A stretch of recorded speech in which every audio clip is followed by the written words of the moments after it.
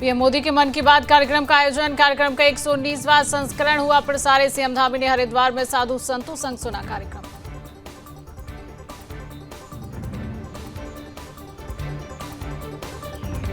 मन की बात कार्यक्रम के 119वें संस्करण में 38वें राष्ट्रीय खेलों के आयोजन को लेकर बोले पीएम मोदी। उत्तराखंड के खिलाड़ियों की तारीफ करते हुए कहा, उत्तराखंड के खिलाड़ियों ने शानदार प्रदर्शन किया है।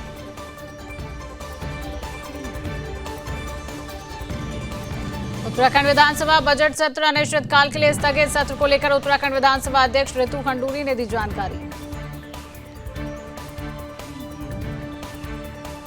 उत्तराखंड विधानसभा का बजट सत्र शनिवार को अनिश्चितकाल के लिए स्थगित। 5 दिन चले बजट सत्र में भू कानून में संशोधन सहित 13 विधेयक पास। उत्तराखंड में सशक्त भू कानून लागू होने के बाद हुए कई बदलाव। अब हरिद्वार उधम सिंह नगर को छोड़कर अन्य 11 जिलों में जमीनों की गैर कानूनी खरीद फरोख्त पर लगा पूर्ण प्रतिबंध। सशक्त भू कानून को सदन में मिली मंजूरी के बाद बोले मुख्यमंत्री पुष्कर सिंह धामी। कहा, यह तो अभी शुरुआत है। देवभूमि के भौगोलिक सांस्कृतिक स्वरूप को कायम रखने के लिए बदलाव अनवरत जारी रहेंगे। उत्तराखंड में बजट सत्र की कार्रवाई के दौरान पहाड़ी मैदानी के मुद्दे को लेकर विपक्ष ने काटा जोरदार हंगामा। कैबिनेट मंत्री डॉक्टर प्रेमचंद अग्रवाल पर लगाया पहाड़ियों के साथ सौतेला व्यवहार करने का आरोप। देहरादून में मुख्य निर्वाचन अधिकारी ने कराया साइकिल रैली का आयोजन। निर्वाचन के प्रति मतदाताओं में जागरूकता लाने के लिए किया गया साइकिल रैली का आयोजन।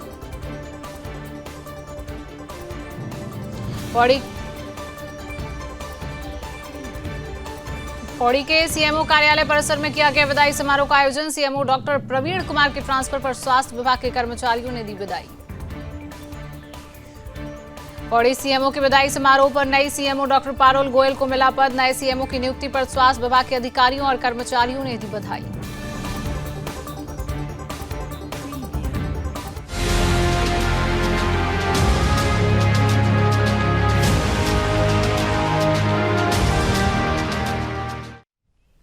नमस्कार, अपना उत्तराखंड देख रहे हैं आप और मैं हूं आपके साथ शिवांगी जैन। बुलेटिन की शुरुआत कर रहे हैं बड़ी खबर के साथ। पीएम मोदी के मन की बात कार्यक्रम का आयोजन आज किया गया। 119वां संस्करण आज प्रसारित हुआ है।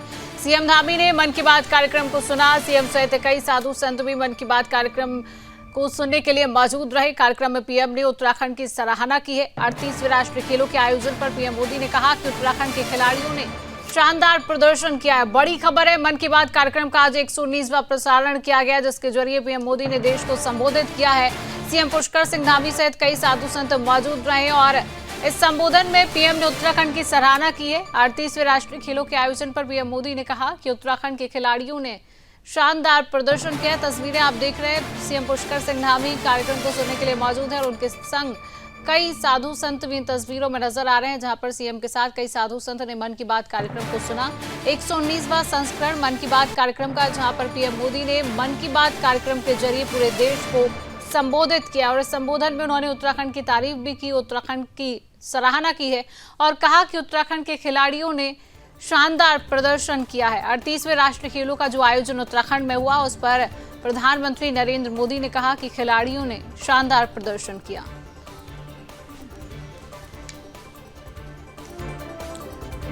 तो बड़ी खबर है, मन की बात कार्यक्रम का 119वां संस्करण। 2 तस्वीरें आप देख रहे हैं। पहली तस्वीर जहां पर सीएम पुष्कर सिंह धामी और उनके साथ साधु संत मौजूद हैं, जो मन की बात कार्यक्रम को देख रहे हैं। पीएम मोदी जो अपनी बात कह रहे हैं मन की बात के जरिए, उसको सुनते हुए नजर आ रहे हैं। दूसरी तस्वीर मन की बात कार्यक्रम में, जहां पर उत्तराखंड में 38वें राष्ट्रीय खेलों का जो आयोजन किया गया, उसको लेकर पीएम मोदी ने मन की बात कार्यक्रम में उत्तराखंड को सराहा और कहा कि सभी खिलाड़ियों ने शानदार प्रदर्शन किया। दूसरी तस्वीर मन की बात कार्यक्रम में, जहां पर उत्तराखंड का जिक्र किया गया। दोनों ही तस्वीर, पहली तस्वीर जहां पर सीएम पुष्कर सिंह धामी कार्यक्रम को सुनने के लिए मौजूद रहते हैं, जहां पर उनके साथ कई साधु संत भी मौजूद रहते हैं, और दूसरी तस्वीर आप देखिए मन की बात कार्यक्रम की ये तस्वीर है, जहां पर उत्तराखंड का जिक्र पीएम मोदी ने कहा है और कहा कि उत्तराखंड की सराहना की और कहा कि जो 38वें राष्ट्रीय खेलों का आयोजन उत्तराखंड में किया गया, उसमें खिलाड़ियों ने शानदार प्रदर्शन किया है।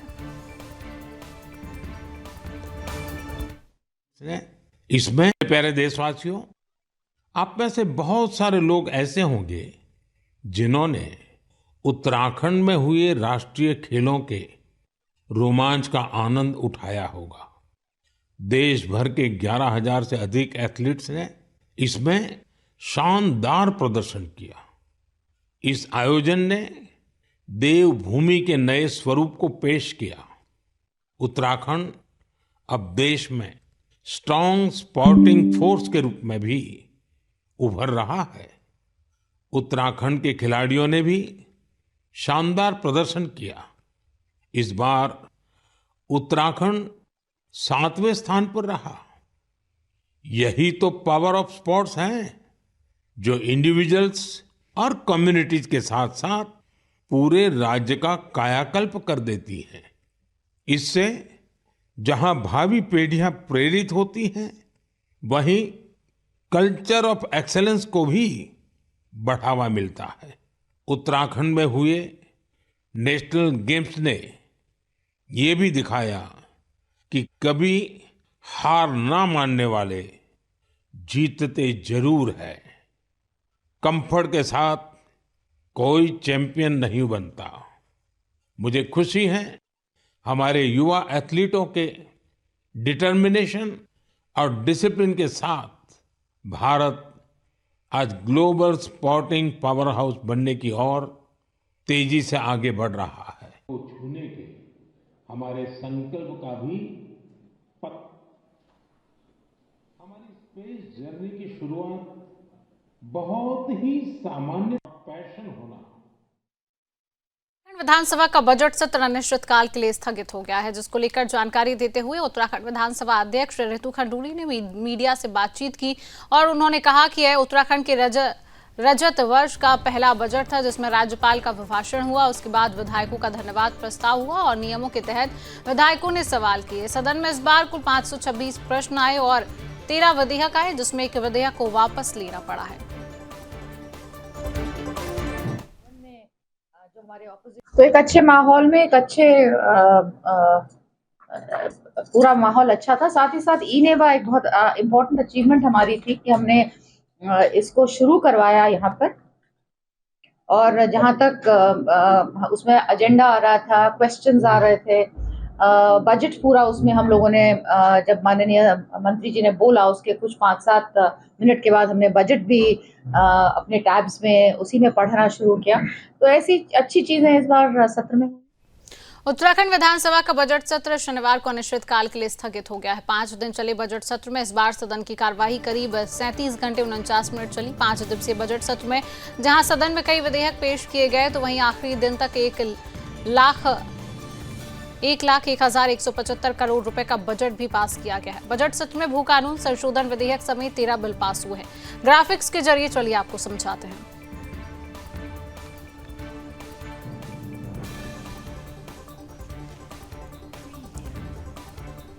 तो ग्राफिक्स के जरिए जानकारी आप देखिए। विधानसभा सत्र में विधेयक पास हुए हैं, जहां पर उत्तराखंड नगर निकायों और प्राधिकरणों हेतु विशेष प्रावधान विधेयक 2025 है। इस विधेयक को पास किया गया है। उत्तराखंड निक्षेपक संरक्षण विधेयक 2025 उत्तराखंड राज्य विधानसभा सदस्यों की उपलब्धियां इसमें हैं। पेंशन संशोधन विधेयक 2025 इसको भी पास किया गया है। ग्राफिक्स के जरिए ये जो पास किए गए हैं विधानसभा सत्र में विधेयक, उनकी जानकारी आपको दे रहे हैं। उत्तराखंड राज्य क्रीड़ा यूनिवर्सिटी विधेयक 2025 ये पास किया गया है। उत्तराखंड निरसन विधेयक 2025 इसको भी विधानसभा सत्र में पास किया गया है। उत्तराखंड नगर एवं ग्राम नियोजन विकास संशोधन विधेयक 2025 इसको भी पास किया गया है। उत्तराखंड लोक सेवा कुशल खिलाड़ियों के लिए क्षैतिज आरक्षण संशोधन विधेयक 2025। अब उत्तराखंड यूपी लोक सेवा शारीरिक रूप से विकलांग स्वतंत्रता संग्राम सेनानियों के आश्रित और पूर्व सैनिकों के लिए आरक्षण अधिनियम 1993 संशोधन विधेयक 2025 इसको भी पास किया गया। उत्तराखंड यूपी जमींदारी विनाश और भूमि व्यवस्था अधिनियम 1950 संशोधन विधेयक 2025। उत्तराखंड निजी विश्वविद्यालय संशोधन विधेयक 2025। उत्तराखंड माल और सेवा कर संशोधन विधेयक 2025। उत्तराखंड विनियोग विधेयक 2025। तो ये वो तमाम विधानसभा सत्र में विधेयक पास किए गए, जिनकी जानकारी हमने ग्राफिक्स के जरिए आप तक पहुंचाई है। और अब हम बात करेंगे भारतीय जेलों में कैदियों की जिंदगी की, जो अक्सर अजनबी और कठिन समझी जाती है। उनके दिन की शुरुआत से लेकर रात तक हर पल एक नई चुनौती से जूझते हुए ये लोग अपनी आजादी की उम्मीद में जीते हैं। हालांकि एक बेहतर जेल परिसर और उसमें मिलने वाली सुविधाएं इनकी मुसीबतों को कम कर सकती हैं। ऐसे ही एक जेल है देहरादून की सुद्दोवाला जेल, जहां कैदियों को कई तरह की सुविधाएं दी जा रही हैं, जो न सिर्फ कैदियों के मानसिक स्वास्थ्य को बेहतर बना रही हैं, बल्कि उन्हें समाज की मुख्य धारा में फिर से लाने की दिशा में भी मदद कर रहे हैं। देखिए खास रिपोर्ट।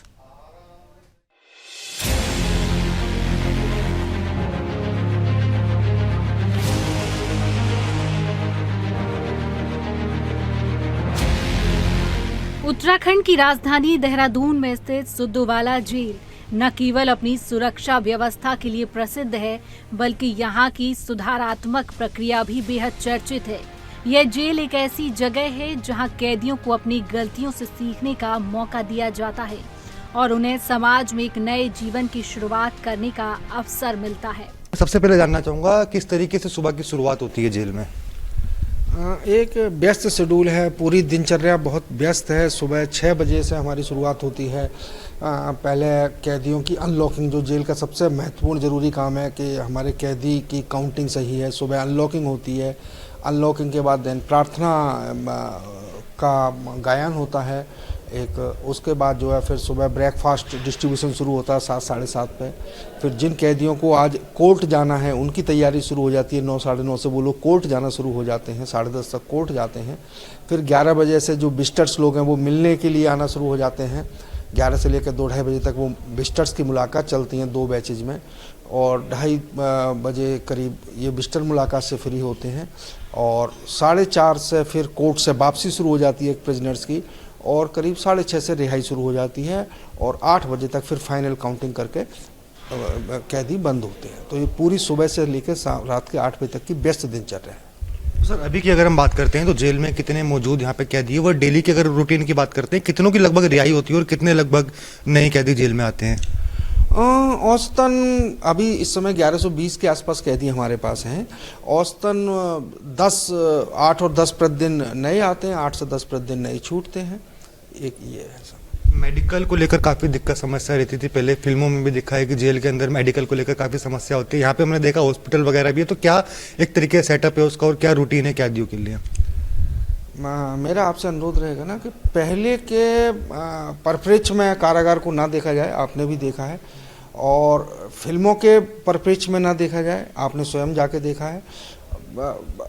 काफ़ी चेंजेज आए हैं। सरकार बहुत माननीय उच्चतम न्यायालय, माननीय न्यायालय और भारत सरकार, राज्य सरकार हर पल कुछ ना कुछ कैदियों की बेहतरियों के लिए हमेशा ही हमारे काम कर रहा है। हमारे यहाँ एक 18 बेडेड हॉस्पिटल है, 2 डॉक्टर्स हैं, 3 फार्मासिस्ट हैं, 24 घंटे एम्बुलेंस हैं, 2 एम्बुलेंस हैं। तो काफ़ी सुविधाएं हैं। हम एम्स तक इलाज कराते हैं, दूर हॉस्पिटल इलाज के लिए जाते हैं बंदी। तो सारे इलाजेज, even operation, even knee replacement, even कूल्हे का रिप्लेसमेंट, वो भी यहाँ जेल से कैदियों का होता रहता है। अंदर हमने देखा भी भ्रमण के दौरान कैंटीन भी अंदर मौजूद है, बेकरी भी है, कार्यशाला भी है, जिसमें तमाम तरीके के फर्नीचर की बात करें, सिलाई की बात करें, विद्युत की बात करें, ऐसे तमाम कार्य जो है वो कैदी अंदर कर रहे हैं। तो कैसे एक तरीके से उनका चयन करते हैं आपकी पर्टिकुलर, आप ये काम करेंगे या वो करेंगे, या वो पहले से अपनी रुचि दिखाता है कुछ? जब कैदी यहाँ आता है तो अगर वो कार्य करने का इच्छा व्यक्त करता है तो उससे उसकी अभिरुचि पूछी जाती है कि बाहर आप क्या काम करते थे, या अगर बाहर कोई उस हुनर का काम मौजूद है तो उसको उस हुनर में लगाया जाता है। और अगर वो कह रहा है कि नहीं मैं ये चीज़ सीखना चाहता हूँ तो हम उसमें लगाते हैं। और करीब इस समय हमारे 1150 में 350 से 400 कैदी काम कर रहे हैं।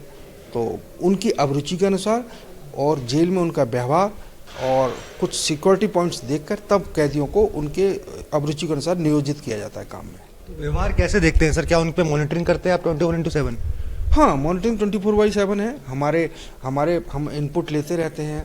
उसके कुछ पैरामीटर्स हैं, क्या इनकी मुलाकात रेगुलर आ रही है, क्या इनके परिजनों से इनका सोशल टाई अप है, क्या जो है वो हमारे लोकल क्षेत्र का निवासी भी है, उसका जेल में लड़ने झगड़ने की प्रवृत्ति तो नहीं है। ये सब चीज़ें हम एक पैरामीटर्स पर लेके हमें लगता है कि नहीं बंदी इसने बाहर जो भी जाने अनजाने अपराध किया है, लेकिन यहाँ जेल में वो नियमों के अंतर्गत रह के अपनी सज़ा को काटना चाह रहा है और वो कुछ अच्छा सीखना भी चाह रहा है, तो उन पैरामीटर्स के आधार पर चयन करके फिर हम उनको काम पे लगाते हैं। लड़ाई झगड़े की बात करिए सर, अगर हम बाहर लड़ाई झगड़ा करते हैं तो हमारे पास एक ही रास्ता होता है, पुलिस जेल में ले आती है। अब जेल के अंदर ही लड़ाई झगड़ा करें तो उसके बाद क्या होता है सर? क्या सजा उसमें ऐड ऑन होती है या क्या उसकी प्रक्रिया है फिर? जेल एक, मैं सामान्य बात कर रहा हूँ, एक स्पेसिफिक बंदी या उसकी नहीं कर रहा हूँ।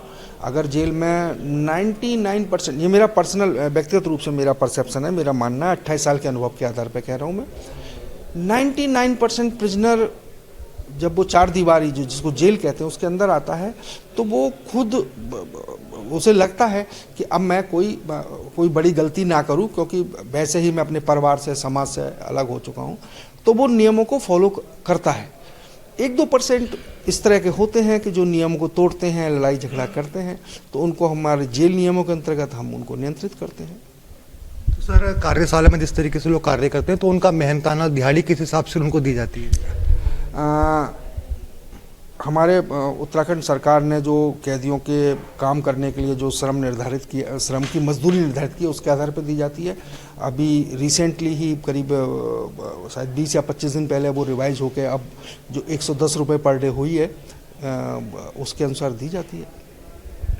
सर लगातार हम देख रहे हैं कि मुलाकात करने भी लोग आ रहे हैं, तो मुलाकात की प्रक्रिया कैसी होती है? वह अंदर एसटीडी पीसीओ भी लगा हुआ है, उसमें किस तरीके से बातचीत होती है कैदियों की? हाँ, एक कैदी हफ्ते में 2 बार अपने परिजनों से मिल सकता है, एक बार में 3 लोग मिल सकते हैं। इसके अलावा जेल में पीसीओ सुविधा अवेलेबल है। एक कैदी हफ्ते में 5 बार अपने घर बात कर सकता है, एक बार में 5 मिनट बात कर सकता है। पीसीओ से बात करने के कुछ नियम हैं, कुछ उनके फॉलो करने होते हैं, वो उनको फुलफिल करके रिकॉर्ड्स हमारे यहाँ जमा करते हैं, फिर कैदी बात कर सकता है। इवन कोई विशेष परिस्थिति है, बुजुर्ग माँ बाप हैं, पत्नी है, प्रेगनेंसी है, नहीं आ सकते हैं, कैदी अगर रिक्वेस्ट करता है, हमारे यहाँ वीडियो कॉलिंग फैसिलिटी है, हम वीडियो कॉल से उसके घर बात कराते हैं। कभी कभी ऐसी सिचुएशन बन जाती है कि किसी के परिजन की डेथ हो गई है और उसको ऑनरेबल कोर्ट से कस्टडी पैरोल नहीं मिल पा रही है, तो अंतिम दर्शन के लिए भी वीडियो कॉल सुविधा का उपयोग किया जाता है।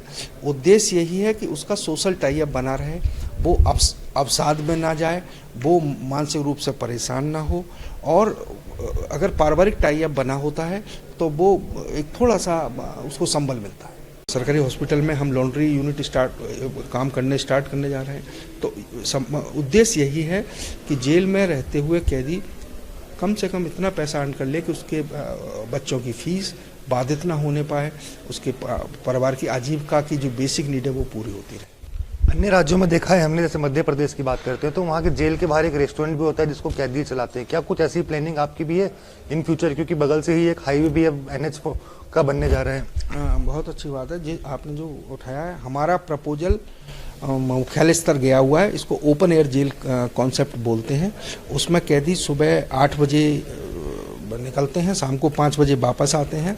अभी माननीय कार्यवाहक मुख्य न्यायाधीश उत्तराखंड माननीय उच्च न्यायालय के आए थे, तब उन्होंने कहा था कि जो अभी यहाँ देहरादून में नया कोर्ट परिसर बना है, उसमें देहरादून जेल को एक स्टॉल आवंटन किया जाए हमारे प्रोडक्ट के सेल के लिए।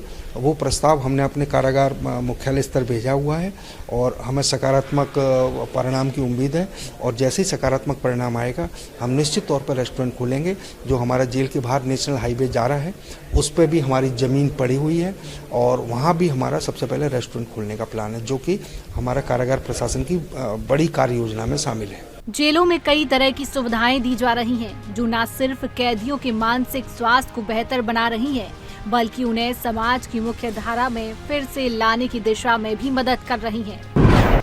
श्रमिक कार्य और रोजगार अवसर। सुद्दूवाला जेल में कैदियों के हुनर को पहचानते हुए जेल प्रशासन उनके हुनर के मुताबिक काम देता है। बहुत से कैदी यहाँ कालीन बनाते हैं, लकड़ी का काम करते हैं, तो कुछ कैदी सिलाई का काम भी करते हैं। महेंद्र पाल सिंह जी हैं जो जेल कर्मी हैं, अधिकतर यहाँ पे सभी लोगों पर नजर रखते हैं। मैं आपसे जानना चाहूँगा, कार्यशाला में हम खड़े हुए हैं, क्या क्या कार्य यहाँ पर करवाए जाते हैं, वह किस तरीके के कैदियों को जगह दी जाती है यहाँ पे काम करने की? अच्छा। यहाँ पर अधिकतम मतलब सजावता बंदी हैं और आजीवन कारागार की बंदी हैं, कुछ अंडरटाल भी हैं। तो यहाँ से बाहर का JBKC बाहर की मशीन है, कंपनी है जो कपड़े तैयार करके देती है, तो कॉन्ट्रैक्ट पे तैयार कराते हैं हम लोग। फिर गमला बनाए जाते हैं, ऑन डिमांड इनकी सप्लाई की जाती है और जेल से भी देते हैं हम लोग। और फर्नीचर का काम है, जैसे आप आगे चल के देखेंगे, बेड बनना है, सोफ़ा बनाए जाते हैं यहाँ पर। और विद्युत कार्य है, अंदर की बाहर की मोटर बैंड कराते हैं और अंदर को बिजली का भी काम होता है। कमले स्टैंड बनाए जाते हैं और इधर ये मतलब उसका अलमारी वगैरह काम अभी चालू होने वाला है। और बाहर के ऑर्डर आते हैं, कुर्सी बच्चों को कुर्सियाँ बनना, जो आप देखेंगे चल के कुर्सी बनाई जाती हैं। और ऑन डिमांड गमले स्टैंड वगैरह देख रहे हैं आप यहाँ पर, आगे दिखाई देंगे आपके लिए।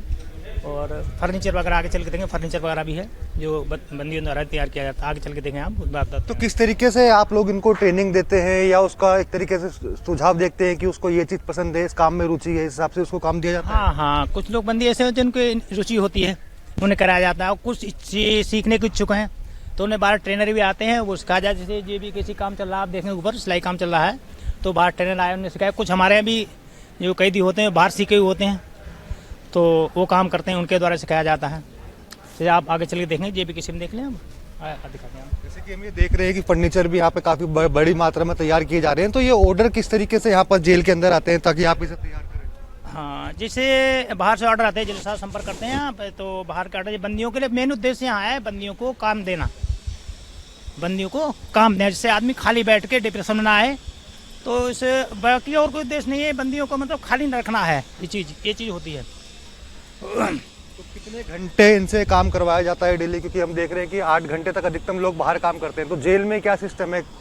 हाँ, लगभग 8 घंटे के लगभग रखा जाता है, लेकिन 6 घंटे लगभग 6-7 घंटे काम करते हैं लोग, बीच में रेस्ट भी दिया जाता है। जैसे आप यहाँ देख रहे हैं, ये साहब बाहर कंपनी की JBKC कंपनी काम है। ये शर्ट तैयार है भाई, दिखाना है, शर्ट तैयार है कहीं। तो बिल्कुल देखिए, ये कार्यशाला है, यहाँ पर एक तरीके से सिलाई का कार्य जो है वो किया जाता है। सबसे ज़्यादा शर्ट यहाँ पर जो है वो इनके द्वारा यहाँ पे बनाई जा रही है, क्योंकि तैयार शर्ट का भी इन्होंने कहा है कि अभी आपको दिखाएंगे। तो किस तरीके से जेल के अंदर भी कैदियों को बिजी रखने के लिए उनका शेड्यूल ध्यान कहीं और ना भटके, तो उसमें काम भी जो है वो कैदियों को लगातार यहाँ पे सिखाया जाता है। तो कितनी शर्ट एक दिन में तैयार हो जाती है? कि लगभग 200 के लगभग तैयार कर देते हैं लोग। इसकी क्वालिटी के ऊपर किस ढंग की शर्ट है वो देखना पड़ता है। आइए दिखाते हैं आपके लिए आगे। तो इसमें अगर हम दिहाड़ी की भी बात करते हैं तो क्या कुछ मेहताना इन लोगों को मिलता है? इन्हें गवर्नमेंट की तरफ से होता है, जो गवर्नमेंट इनके लिए वो करती है। और बाकी अधिकतम जेल साहब बता पाएंगे किस हिसाब से क्या होता है। तो बिल्कुल देखिए, सिलाई सेंटर कार्यशाला में हम यहाँ मौजूद है, जहाँ पर जो जेल में बंद कैदी है उनके द्वारा इस तरीके की जो है वो शर्ट जो है वो तैयार करी जाती है। और इसके ऑर्डर जो है वो समय समय पर गवर्नमेंट विभाग से, ये एरो ब्रांडेड कंपनी है, उसकी शर्ट यहाँ तैयार होती हैं। JBKC कंपनी, ये आप आ रही हो कंपनी से सुपरवाइजर हैं, और ये यहाँ पर रह के इनके सामने ये तैयार होता है माल। आपके देखरेख में ये पूरा काम हो रहा है सिलाई का, किस तरीके से कार्य होता है और सिलाई के ऑर्डर कहाँ से आते हैं आप? ये तो जॉब वर्क है सर, ये कंपनी के थ्रू आता है और इन्हें सिखा के हम काम करवा रहे हैं यहाँ पर।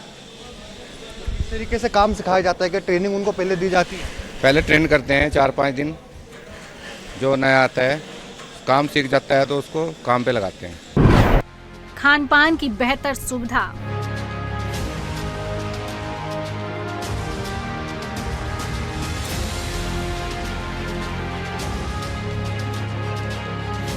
समय हम मौजूद हैं दून जेल बेकर्स, यानी कि जो सिद्धू वाला जेल है, इसके अंदर एक बेकरी भी है। यहाँ पर तमाम तरीके के जो उत्पादन है वो तैयार किए जाते हैं, व्यंजन, और इसकी क्या किस तरीके से तैयार होते हैं, क्या कुछ तैयार होते हैं, इसकी जानकारी देंगे हमें मोहित कुमार, यहाँ के जेल कर्मी हैं, इनसे हम ज़्यादा जानेंगे। मोहित जी, क्या कुछ बेकरी में बनाया जाता है, वो कितना समय लगता है, विशेष क्या आइटम है आपके? हमारे यहाँ सर बिस्किट बनाए जाते हैं, सौंफ रस्क, ब्रेड और बेकरी से संबंधित सारे आइटम बनाए जाते हैं। वो चाहे केक हो, पेस्ट्री हो, पैटीज हो, ब्रेड है, सौंफ रस है, तरह तरह के बिस्किट हैं।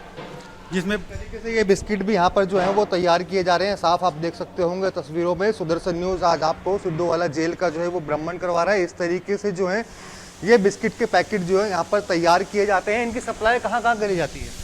सर वैसे तो डिमांड के ऊपर डिपेंड करता है, जो भी चाहे खरीद सकता है।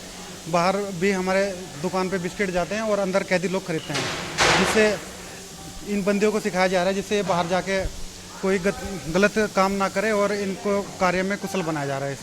कैसे पहचान करते हैं आप इंसानों को कि वो इस काम में ज़्यादा रुचि दिखा रहा है, उसको बेकरी में लगाएं या किसी और चीज़ में? कुछ लोग तो पहले से ही इसमें काम कर चुके होते हैं और कुछ लोग जो रुचि दिखाते हैं उनको यहाँ पे कार्य के लिए बुला लिया जाता है।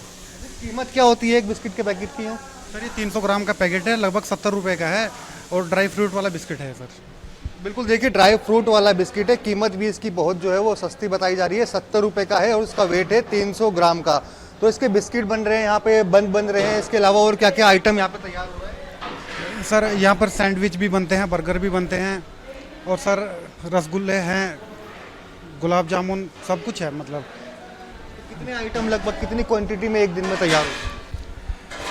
सर जैसे ये तो हम बनाते हैं लगभग 20 kg सौंफ रस और ब्रेड बनाते हैं 70 पर डे और ये बिस्किट 10 kg। उधर भी चलते हैं, उधर भी क्या कुछ कार्य हो रहा है वो भी दिखाइए हमें। तो बिल्कुल देखिए आप सिद्धूवाला जेल के अंदर किस तरीके से जो बंदी हैं वे अपना दिमाग कहीं और न लगाए, काम पर अपनी रुचि दिखाएं। उसके लिए भी सुधारीकरण का कार्य जो है वो लगातार जेल प्रशासन द्वारा जो है वो चलाया जा रहा है। यहाँ पर भी आप देख सकते होंगे सफाई व्यवस्था भी जो है वो उसका पूरा ध्यान रखते हुए आलू यहाँ पर जो है वो छील के रखे गए हैं। चाहे आप उधर देखेंगे तो हर जगह जो है वो बंदियों को जो है वो काम पे लगा रखा है। अपनी रुचि के अनुसार जिस चीज़ में वह अपनी रुचि दिखा रहा है उस हिसाब से उसको काम पर जो है वो सिद्धूवाला जेल प्रशासन जो है वो उस काम में लगा रहा है, क्योंकि काम एक बहुत ज़रूरी चीज़ है। अगर व्यक्ति खाली बैठता है तो उसका दिमाग 10 जगहों पर जाता है, 10 जगहों पर दिमाग ना जाए, एक जगह पर फिक्स रहे। इसके लिए कार्यशाला जो है वो देहरादून सिद्धूवाला जेल में शुरू हुई थी, जिसका फल स्वरूप आप देख सकते हैं कि किस तरीके से जो जेल में बंद कैदी है वे